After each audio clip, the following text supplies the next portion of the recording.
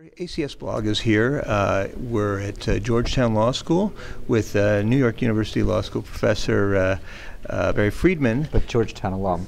Right, a Georgetown alum, that's right. And he's here for an event today, an ACS Federalist Society event on the Supreme Court's hidden agenda. But right now we're going to talk to him a little bit about a couple of other subjects. In the news lately, of course, has been a lot of stuff about the Constitution, one of your areas of expertise. The Tea Party has certainly made it or attempted to make it their own, and there's been a lot of pushback on that.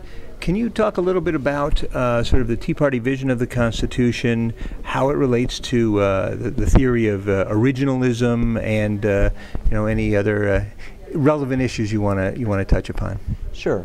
Why don't I start with a point I'm going to make later today, which is when you think about judges interpreting the Constitution, there are not a lot of choices. So one of the choices is that there's some true meaning to the Constitution, that if you just have the right interpretive method, you can figure out what that is.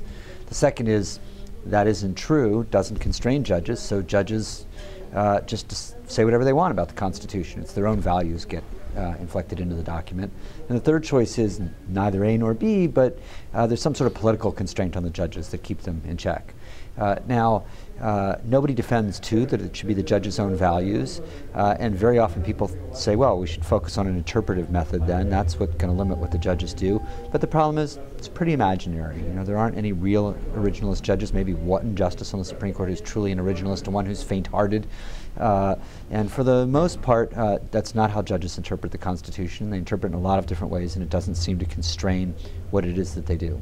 The Tea Party is an interesting case because I often think with the Tea Party that when they talk about the Constitution, they're confused because they're actually talking about the American Revolution.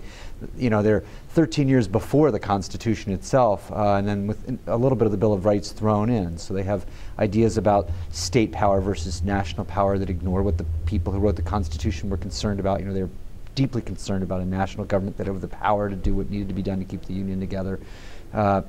So they sort of want a pre-originalist interpretation of the Constitution, and then we have originalism, which hasn't proven to be any more enduring, quite frankly. And so all of it leaves judges free to do what it is that judges do, which is bring their best judgment to how to interpret the Constitution.